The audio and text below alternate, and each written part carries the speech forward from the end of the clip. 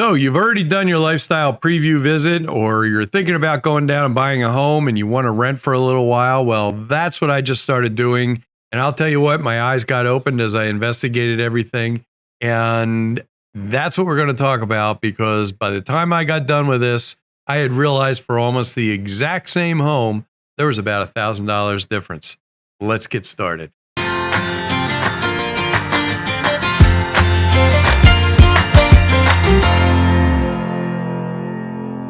Yep, time to get ready to roll up the sleeves, because that's what we're going to do. We're going to take a look at some of the things you may consider about renting.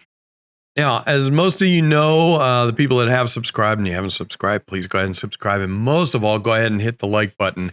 Any comments, throw those down the bottom. And if you have any suggestions, I'm sure there's other people that would like to know, because I am not a real estate agent. This is my first time doing this. And as most of you know, I started this channel with the very first one, which was the first phone call for a lifestyle preview visit. So we're going to take a look at how do you find rentals? What about golf carts and golf cars, whichever one they're called? What time of year do you want to go down? How much you pay and why, all these things you pay. What about a hotel? Is that an option? And resident card? Do you get a resident card? Don't you get a resident card? And what about cleaning fees and all different kinds of fees that can be thrown in there? That's what we're going to talk about. So let's go ahead and get started, and let's talk about these different areas, and we'll talk about weather. And if you don't know yet, that was one of the pictures I took while I was storm chasing during the summer. That's what I do. I'm a storm chasing guide, and I get to see a lot of lightning. And for that note, if you didn't know it, Florida is the lightning capital of the country. That's for sure, no doubt. Anyway, let's start looking at some charts and take a look at the weather, such as humidity, temperature, and that type of thing. And you'll find out that that directly affects the price of the rentals. In fact, the difference between a January, February, and March rental and a June, July, August rental is huge. First chart, let's go ahead and take a look at the very hot days. Now, what does that mean? That means days that are above 90 degrees. Take a look and we'll see that January, February, and March are some pretty sweet days because you really don't hit 90. Then you go over and you look at October, November, and December, and they're also pretty nice. But man, I'll tell you what, starting towards the end of April, May, June, July, and all the way up into October, you can get some pretty hot days. Let's go ahead and combine that with another chart and the average temperatures. All right, so here we go, the average high and low temps. Now, I'm not one for reading, but I'll go ahead and read this because it's easier. The hot season lasts for 4.6 months, middle of May to the end of September, and the average daily high temp of 86. Now, if you look at the line there in the middle of July, it definitely bumps up above 90 degrees. Now, I'm going down in April, so this is kind of why I selected April, because I think it could be the sweet spot. You got temperatures right here from the 1st to the 29th. And in the low temperatures, 57 to 61, upper temperatures, 79 to 84. That sounds pretty good to me. And especially right now, as I said, with it being so cold up here. But as we know, that is not what really makes it hot, because most of us can deal with temperatures at 90 degrees. Like out in California, totally different 90 degrees. But if you take a look at this rain chart, all of a sudden you start to see at the end of April, it's kind of light.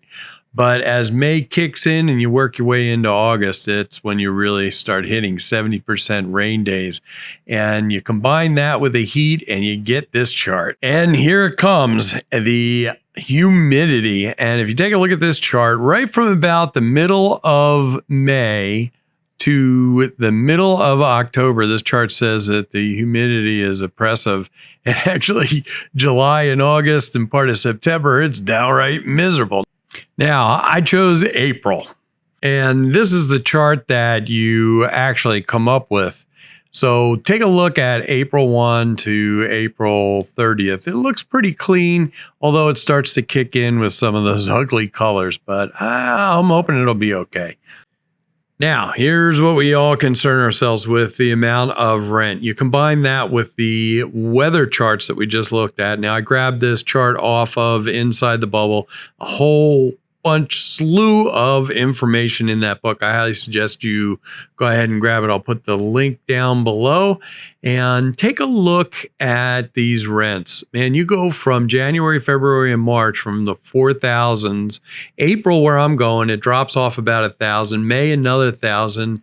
And you start getting into June, July, and August. And take a look at the rents, how much they drop from 4,000 down to 1,800, 1,750, back up to 1,800, 2,000 in September. So that weather definitely affects the price of these. Now, also, you have to remember that in January, February, and March, you also get the crowds in there. And a lot of times, except for this year with the COVID, you have to book a year in advance because a lot of people just keep coming back every year. And a lot of places won't rent, as we'll see as we take a look at some websites, unless you rent January, February, and March. Now, we've talked about why the rents may be a lot more during certain months, and it's simply because of the weather. That's it. That's all there is to it, and that's the best I can figure out. But when you go to select a place, and what we're going to do now is go in and look at some of the websites, and we're actually going to go select a place, one of the places that I looked at, and things you may want to take into consideration because the Villages is huge. So when you select a place, you may want to consider where it is located. In other words, it also gets more expensive as you get closer to the squares like Brownsville. If you want to get real close and you're right up next to it, you're going to pay more for a villa than you will one that's centrally located. If you want to get near the golf course, you're going to pay more. Just as if you were buying the house itself, you're going to pay more for the location. So think about, do you want to be near some friends? Do you have access to get out of the area? Does it have a golf course? Or maybe it might be in an area that you like to buy. So consider all of these things as you start to look for your rental. I know I did, and it played a big part in where I was going to try to rent. Now this year you got COVID, so things change a little bit. But anyway, that's the general thought process that I was going through. Now, don't forget these two things. One, the golf cart. And two, the second thing I was looking for was that it had a barbecue. Since I was going to be down there for a month, didn't want to be cooking inside all the time. Yes, definitely check and make sure that is a golf cart included, or is barbecue there, or any other things that you'd like to have, like internet, TV, cable, anything like that. Although most of them have a lot of these things, but definitely a golf cart you're going to find as soon as we take a look at some of these websites that the golf cart is not included no matter what you do. So let's go ahead and jump in. And I would say dividing these up, there's 3 different ways you can look. One, you can hire a real estate agent. You could just call a real estate agent up and they'll go find it for you. Obviously, there's going to be some type of fee. They don't do it for free, but it's nice to have somebody handle it. 2, there's the Villages website, which that's the first one we're going to take a look at now. That one is not owned by the Villages, but it just so happens that it is on the Villages property, but it is run, I believe, by an independent person. And then the other one is to go look on the web, just the way I did. And I'm going to show you what I found out. And there is a lot of differences. So let's go ahead and jump right in and take a look at the Villages first one. All right, here we go. First one. This is the Villages Hometown Property Management. And a few of these places are property management. That's basically what they do, is people sign on, people renting the property sign on with them, and then they handle a lot of this. But not all of them are property management, these websites.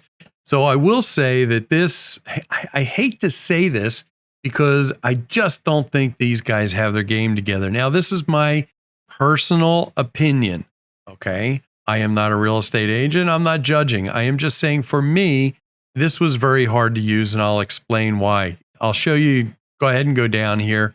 This is great. You can go ahead, all rentals. Let's say we're going to go to April 1st to April 30th, and we're going ahead and search. We definitely want it furnished because we're 1 month, and the properties come up. Now, here is the kicker. I like having a map because if you're new to renting, You don't know where each one of these little villages is. What they want you to do is to call them. So let's take this. We've got Corpus Christi, all the here.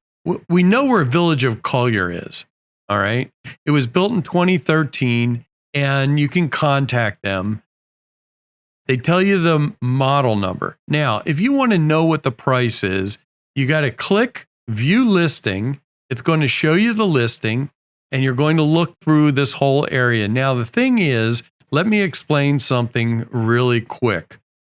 You will not, with these guys on this website, and I called them up and asked them, and this is what I was told. None of these places have a golf cart. If you're looking for these guys on this website, why? Because they want you to go rent from the villages. Now, that's not something bad. And from what I understand, it's about $400 a month. Now, if you want to know what the rates are, you have to go back up here and click into rates. And all it tells you is generally January through March, weekly, monthly. So $3,300 to $5,500.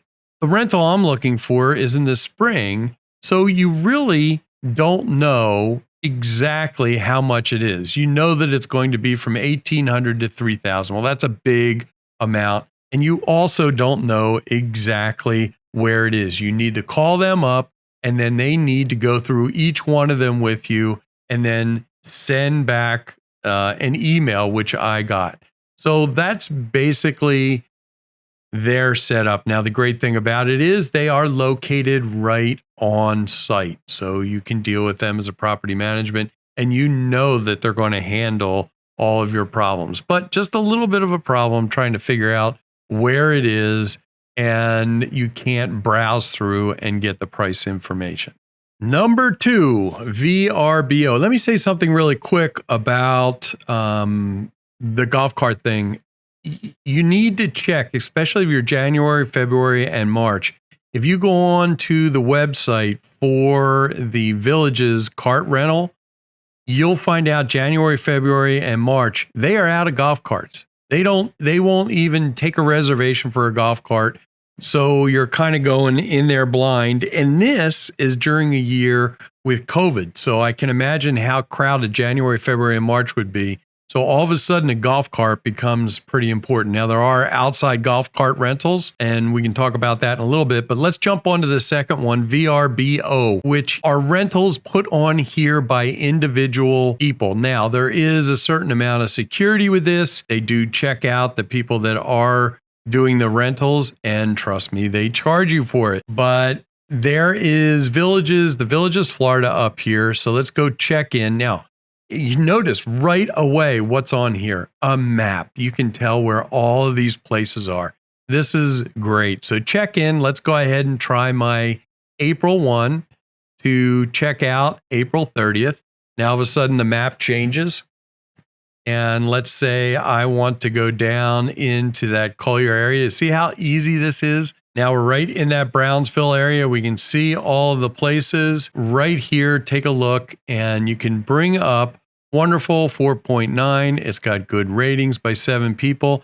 When you hover over it, look dead center in the map, and it turns orange. So that's where your place is. Go ahead and click on it, and up come a bunch of pictures on there. Now, you can generally tell right away. You can start looking for a golf cart, start looking for the barbecue. But what I did is I just went Control F. And then if you look up here on the right-hand side, I just went golf car. And there is 0 showing on this one. Doesn't look like there's going to be a golf cart anywhere. This is $64 a night. Here's the kicker. You need to look at this. Come over here and click on View Details. It's going to ask you the number of guests. So I'll put 2, and you apply that to it.